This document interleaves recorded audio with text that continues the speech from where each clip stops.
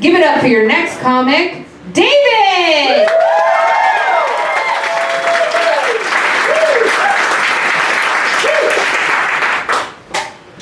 Hey, I'm David, and this is it.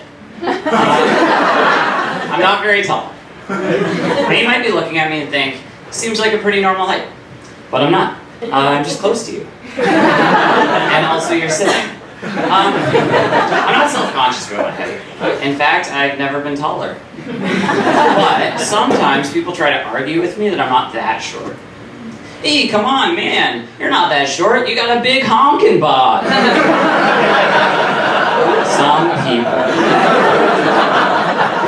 Even my ex tried to tell me that I wasn't short, which didn't really make sense, because she'd seen me many times. So I tested her, called her out on it. I said, name some people who are taller than me and some people who are shorter than me. Anyway, long story me. It turns out that I'm shorter than every important male figure in her life. But at least I'm taller than her friend Spencer, his brother, stepbrother. I don't get why people can't just let me be short. Maybe they think being short is like being the Pope. And only one person in the whole world is allowed to be short. The holy can't see at a concert. The biggest difference between being a short man and being the Pope is that the Pope chooses to be celibate. I think the kids protesting climate change are overreacting. Like, sure, maybe the Earth's atmosphere is irreversibly warming, but that's gonna make school so much easier. Like, can't find Tuvalu on a map? Soon you won't have to. Art class is gonna be easier too. Kids won't even have to switch colors when they're making a map of the world. Crayola packs of the future will be all blue. The whole world will be blue. Kind of like how Crayola packs of the 90s were all that peach color, back when everyone was white. Pretty soon, every kid is gonna have a hurricane named after them. Even the kids with the weird creative names. Hurricane Jackson with an X. Hurricane Marie, but with an accent aigu. Hurricane Keith with a G. Kind of feels cheap to steal other people's jokes, but I did it. That's what you get when I go last. Biology class is going to be easier once we've had a few mass extinctions. Personally, I wouldn't mind living in a world where kids can name all 40 animals. Most animals are terrifying anyways. Like, if I ever came up against a polar bear in the wild, I'd actually prefer that it were malnourished. School in the future is going to be the way it was always meant to be. It will be easy and in a post-apocalyptic hellscape.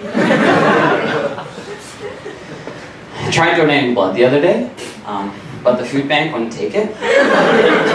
Sure, they'll accept 50 cans of expired stag chili, but when I show up, covered in sweat, holding 3 mason jars full of my still warm blood, suddenly they don't want it.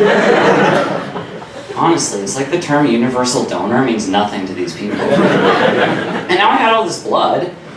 Luckily it's Christmas time, so I was able to pour it all into one of those Salvation Army donation boards. Because at least some charities appreciate my generosity. I do actually donate blood, mostly because I'm too poor to donate money. But I wish that I couldn't, because the questionnaire always makes me feel like my life is really boring. Have you been outside of Canada or the US in the last 12 months? No.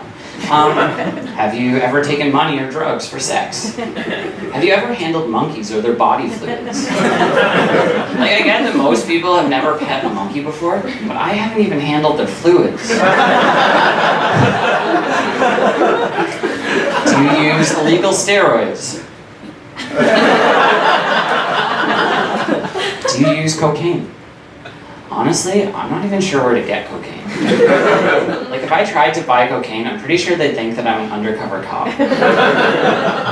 Hello, fellow partygoers. Does anyone have some blow that I could purchase? I have a real hankering for from that sweet, sweet dust. I like to meet somebody who answers yes to every question, because I bet their life is interesting. Have you had a tattoo?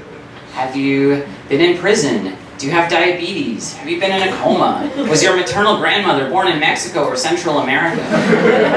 Just once in my life, I want to get a prison tattoo of my Guatemalan grandmother while in a diabetic coma. Is that really too much to ask? No, I accept that I may never be cool, but I guess things could be worse.